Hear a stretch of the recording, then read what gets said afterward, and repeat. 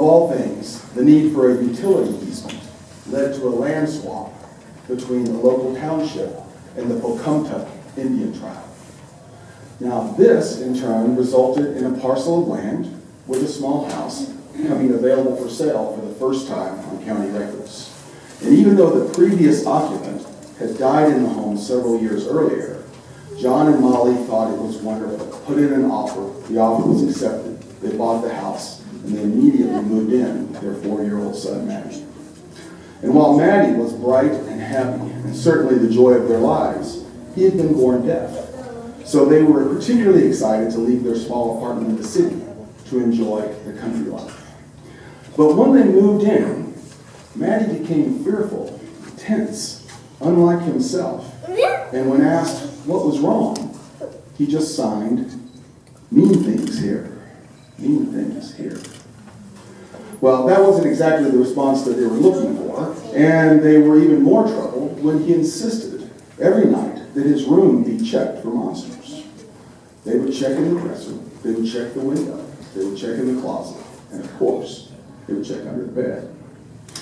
Well, they decided that this was probably just something that was going to have to be chalked up to an adjustment period, but otherwise, country living was glorious. They moved in, they adopted a dog and a cat, they even built a yard and a coop and obtained 3 laying hens. And one morning, when Molly and Matty were going out to gather the eggs, Molly breathed in the country air. Normally pristine, but today, she could detect just a hint of the putrid smell of stagnant swamp water. Could that be the chickens? Undaunted, she opens the gate, walks into the yard, and she sees 2 of her chickens scratching and pecking at the dirt as normal. But where was the 3rd hen, the one with the black feathers? Well, she lifted up Matty so that he could open the coop door. He pulls the pin, he lifts the latch, and he opens the door.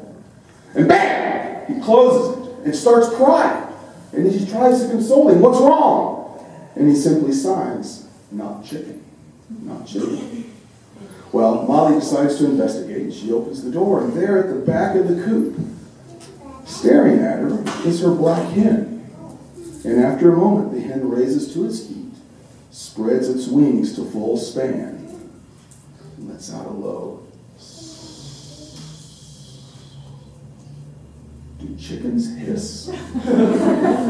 Well, Molly didn't know if chickens hissed, but she did know that this was not the time to collect the eggs.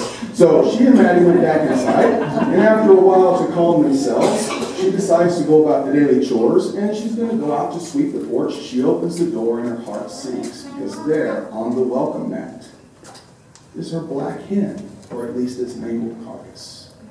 Well, this was upsetting. But after consulting with John, they decided that, this is probably an unfortunate byproduct of living in the country. Maybe something that cat would have done. And they disposed of the carcass and moved on. Well, that was great until the next evening when John noticed Matty playing on the porch. And while he interacted gleefully with the dog as normal, he wouldn't get near the cat. And when questioned about it, he simply signed, "Not cat. Not cat." What did that mean?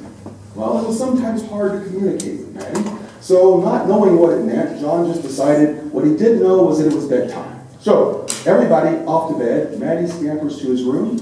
The dog bounds to its bed by the fireplace, but the cat, uncharacteristically, refuses to come any closer for a long while, and then finally slinks towards the door, each step measured, and looking like it had never been in the house before. And then, as it crossed the threshold, John detects this hint of this putrid smell of swamp water. "You reek!" And he gently takes his foot, pushes the cat back outside, closes the door, and locks it. Goes to tend to his family, the night routine. Things go off for the rest of the evening as normal. Until the next morning, Molly, once again going outside, opens the door only to make another gruesome discovery. There, on the welcome mat, is the mangled carcass of their family cat. Now, this was truly upsetting. Over 2 days, they lost 2 animals, and they decided they probably needed some professional help, so John called the local pest control company. And a few hours later, a van pulls into the yard, and on the side of the van it says Pocumtuck Pest Control. And John and Molly walk out into the yard to meet the individual from the truck, only to see this weathered Native American gentleman step out of the van and walk towards them. So you're the ones that bought the lair. And again, you're the ones that bought the Pukwudgie lair. Before the land swap, my family controlled this land. My grandfather built and even passed away in that home. We tried for years to get rid of the Pukwudgie, but as Grandpa learned, you don't get rid of a Pukwudgie. The Pukwudgie gets rid of you. A Pukwudgie? A Pukwudgie. It's a demon. It lives in the dirt, in the undergrowth, in the swamp. This intrigues Molly. Well, what does a Pukwudgie look like? Well, nobody really knows.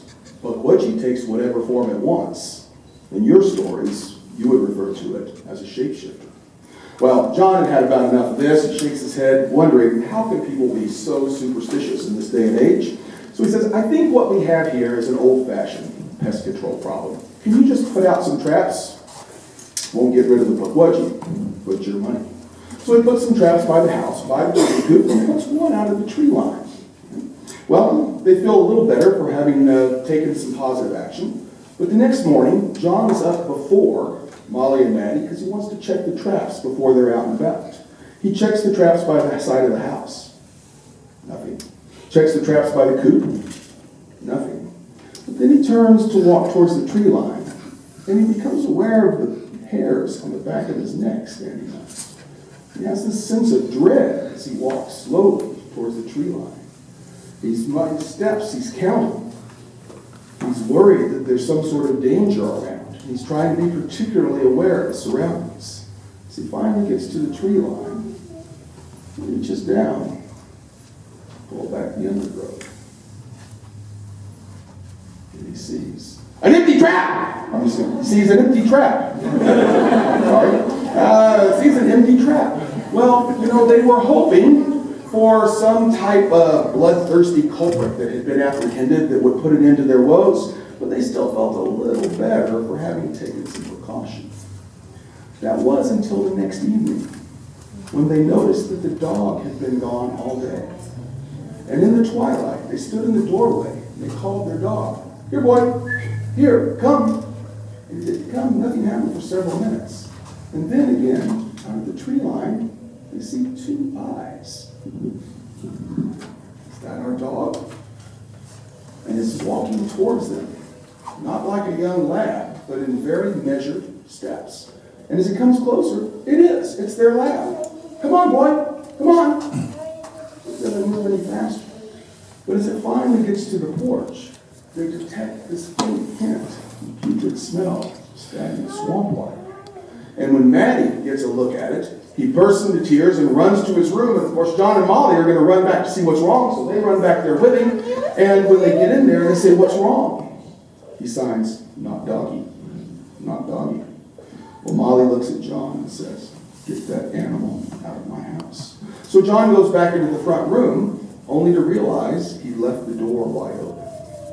And there was no dog about, so he assumed that it had gone back outside. He closes the door and locks it. Well, since it was almost bedtime, he goes to tend to his family. And later, when he and Molly enter Maddie's bedroom, they see Maddie laying contently on his bed. They also notice this faint hint, the smell of stagnant swamp.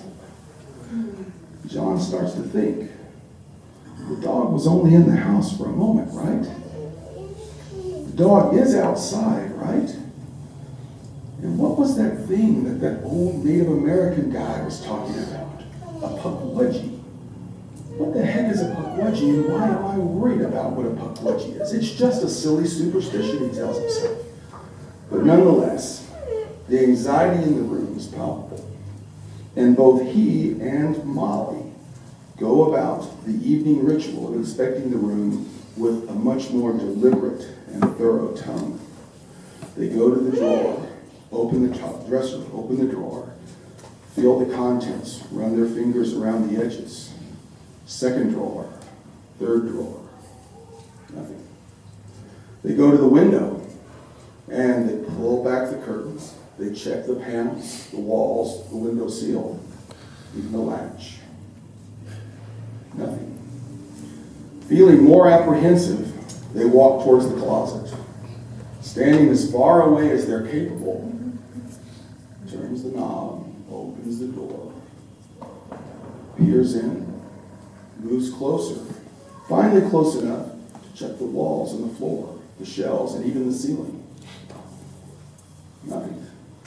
Well, this actually made them feel a little bit better, and as they turned around, what they see is Maddie laying contently on his bed. And while they can still detect this faint hint, the smell of stagnant swamp water, it appears that everything is normal otherwise. And Molly walks over to hug her son, while John kneels down for the final part of the inspection. And he kneels down, he pulls back the bed skirt, and at first his eyes can't focus on the unfamiliar image under the bed, his brain refusing to interpret the signals that his eyes were sending him. And then, in a moment of realization, his entire frame becomes rigid with an overpowering, paralyzing horror. Because there, under the bed, is Maddie signing, "Not me, not me."